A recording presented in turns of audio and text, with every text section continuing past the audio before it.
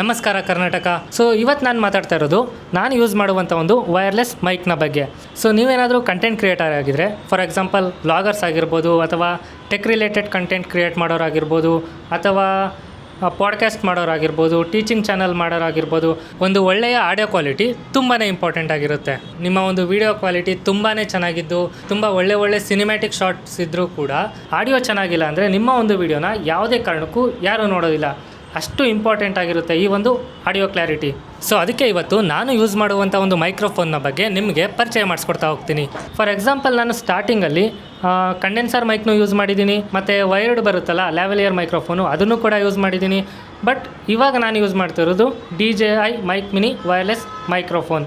But ಅಷ್ಟೆಲ್ಲ ಮೈಕ್ಗಳು use ಮಾಡಿದರೂ ಕೂಡ ನನಗೆ ಪರ್ಸ್ನಲಾಗಿ ಇಷ್ಟ ಆಗಿರುವಂಥದ್ದು ಈ ಒಂದು ವೈರ್ಲೆಸ್ ಮೈಕ್ ಅಂತಲೇ ಹೇಳ್ಬೋದು. ಸೊ ಈ ಒಂದು ಮೈಕು ನನಗೆ ಪರ್ಸ್ನಲಾಗಿ ಏನಕ್ಕೆ ಇಷ್ಟ ಅಂದರೆ, ಮೊದಲನೇದು ಬಂದು ಇದರ ಒಂದು ಆಡಿಯೋ ಕ್ಲಾರಿಟಿ. ಸೊ ಇದರೊಂದು ಆಡಿಯೋ ಕ್ಲಾರಿಟಿ ಏನಿದೆ, ಇದು ನೆಕ್ಸ್ಟ್ ಲೆವೆಲ್ ಅಂದ್ಕೊಳ್ಳಿ. ತುಂಬಾ ಚೆನ್ನಾಗಿ ಒಂದು ಆಡಿಯೋನ ಕ್ಯಾಪ್ಚರ್ ಮಾಡ್ತಾ ಹೋಗುತ್ತೆ ಈ ಒಂದು ಮೈಕ್ರೋಫೋನು. ನೆಕ್ಸ್ಟು ಬಂದರೆ ವೈರ್ಲೆಸ್ ಕನೆಕ್ಟಿವಿಟಿ, ಮತ್ತು ನಮಗೆ ಯಾವುದೇ ರೀತಿ ವೈರ್ಗಳ ಒಂದು ಜಂಜಾಟ ಇರೋದಿಲ್ಲ ಈ ಒಂದು ಮೈಕ್ನ ಯೂಸ್ ಮಾಡ್ತಿದ್ರೆ. ನೋಡಿ ಎಷ್ಟು ಕಾಂಪ್ಯಾಕ್ಟ್ ಆಗಿದೆ, ತುಂಬಾ ಚಿಕ್ಕದಾಗಿದೆ ಈ ಒಂದು ಮೈಕು. ಮತ್ತು ನನ್ನ ಹತ್ರ ಇದೇನು ನೋಡ್ತಿದ್ದೀರಾ, ಇದು ಜಸ್ಟ್ ಒಂದು ಟ್ರಾನ್ಸ್ಮಿಟರ್ ಅಷ್ಟೇ. ಸೊ ನನಗೆ ಈ ಒಂದು ಟ್ರಾನ್ಸ್ಮಿಟರೇ ಸಾಕು. ಏನಕ್ಕೆ ನಾನು DJI ಆ್ಯಕ್ಷನ್ ಕ್ಯಾಮ್ರಾ ಯೂಸ್ ಮಾಡೋದ್ರಿಂದ ಈ ಒಂದು ಮೈಕ್ ಏನಿದೆ ಅದು ಡೈರೆಕ್ಟಾಗಿ ಆ್ಯಕ್ಷನ್ ಕ್ಯಾಮ್ರಾಗೆ ಕನೆಕ್ಟ್ ಆಗ್ತಾ ಹೋಗುತ್ತೆ. ನನಗೆ ರಿಸೀವರ್ನ ಅಗತ್ಯ ಬೀಳೋದಿಲ್ಲ. ಹಾಗೆ ಜಸ್ಟು ಒಂದು DJI ಆ್ಯಕ್ಷನ್ ಕ್ಯಾಮ್ರಾಗೆ ಮಾತ್ರ ಅಲ್ಲ, ಮೊಬೈಲಿಗೂ ಕೂಡ ನಾವು ಈ ಒಂದು ಟ್ರಾನ್ಸ್ಮಿಟರ್ನ ಕನೆಕ್ಟ್ ಮಾಡ್ತಾ ಹೋಗ್ಬೋದು ವಯಾ ಬ್ಲೂಟೂತ್ನ ಯೂಸ್ ಮಾಡಿಕೊಂಡು ಈ ಒಂದು ಮೈಕ್ನ ಏನಿದೆ ಅದನ್ನ ಮೊಬೈಲ್ಗೂ ಕೂಡ ಕನೆಕ್ಟ್ ಮಾಡ್ತಾ ಹೋಗ್ಬೋದು ಡೈರೆಕ್ಟಾಗಿ. ಸೊ ಇದನ್ನ ಕ್ಯಾಮ್ರಾಗೆ ಕನೆಕ್ಟ್ ಮಾಡೋದು, ಮೊಬೈಲಿಗೆ ಕನೆಕ್ಟ್ ಮಾಡೋದು, ಮತ್ತು ಕಂಪ್ಯೂಟರ್ಗೆ ಕನೆಕ್ಟ್ ಮಾಡೋದು, ಇದನ್ನೆಲ್ಲ ನಾನು ನೆಕ್ಸ್ಟ್ ಬರುವಂಥ ವೀಡಿಯೋದಲ್ಲಿ ಇನ್ಫಾರ್ಮೇಷನ್ ಕೊಡ್ತಾ ಹೋಗ್ತೀನಿ. ಮತ್ತು ಇದರಲ್ಲಿ ನಮಗೆ 2 ಲೆವೆಲ್ನ ಒಂದು ನಾಯ್ಸ್ ಕ್ಯಾನ್ಸಲೇಷನ್ ಸಿಗ್ತಾ ಹೋಗುತ್ತೆ. ಸೊ ನೀವೇನಾದರೂ ಪಬ್ಲಿಕ್ಕಲ್ಲಿ ವಿಡಿಯೋ ಮಾಡೋರಾಗಿದ್ದರೆ ಈ ಒಂದು ಫೀಚರು ತುಂಬಾ ಹೆಲ್ಪ್ ಆಗುತ್ತೆ. ಸುತ್ತಮುತ್ತ ಇರುವಂಥ ನಾಯ್ಸು ಇದರಲ್ಲಿ ಕ್ಯಾಪ್ಚರ್ ಆಗೋಲ್ಲ, ನೀವೇನಾದರೂ ನಾಯ್ಸ್ ಕ್ಯಾನ್ಸಲೇಷನ್ನ ಆನ್ ಮಾಡಿಕೊಂಡ್ರೆ. ಸೊ ನೀವೇನು ಮಾತಾಡ್ತಾ ಇರ್ತೀರ ಅದು ಮಾತ್ರ ಕೇಳಿಸ್ತಾ ಹೋಗುತ್ತೆ. ಇದು ಒಂದು ಒಳ್ಳೆ ಫೀಚರ್ ಅಂತಲೇ ಹೇಳ್ಬೋದು. ನೆಕ್ಸ್ಟು ಬಂದರೆ ಇದರ ಬ್ಯಾಟ್ರಿ ಬ್ಯಾಕಪ್ಪು. ಇದರ ಬ್ಯಾಟ್ರಿ ಬ್ಯಾಕಪ್ಪು ಏನಿಲ್ಲ ಅಂದರೂ 7 to 8 ಅವರ್ಸು ಆರಾಮಾಗಿ ಬರುತ್ತೆ. ನೀವು ಒಂದ್ಸಲಿ ಫುಲ್ ಚಾರ್ಜ್ ಮಾಡಿದ್ರೆ ಸಾಕು, 7 ರಿಂದ 8 ಅವರು ಈ ಒಂದು ಮೈಕ್ನ ಯೂಸ್ ಮಾಡ್ತಾ ಹೋಗ್ಬೋದು ಕಂಟಿನ್ಯೂಸ್ ಆಗಿ. ನೆಕ್ಸ್ಟು ಇದನ್ನ ಚಾರ್ಜ್ ಮಾಡೋದು ಹೆಂಗಪ್ಪ ಅಂದರೆ, ಇದಕ್ಕೆ ಒಂದು ಚಾರ್ಜಿಂಗ್ ಡಾಕ್ ಕೊಟ್ಟಿದ್ದಾರೆ. ಸೊ ಅದಕ್ಕೆ ನೀವು ಇದನ್ನ ಮ್ಯಾಗ್ನೆಟಿಕ್ಕಾಗಿ ಮೌಂಟ್ ಮಾಡಿಬಿಟ್ಟು Type-C ಕೇಬಲ್ನ ಮುಖಾಂತರ ಚಾರ್ಜ್ ಮಾಡ್ತಾ ಹೋಗ್ಬೋದು.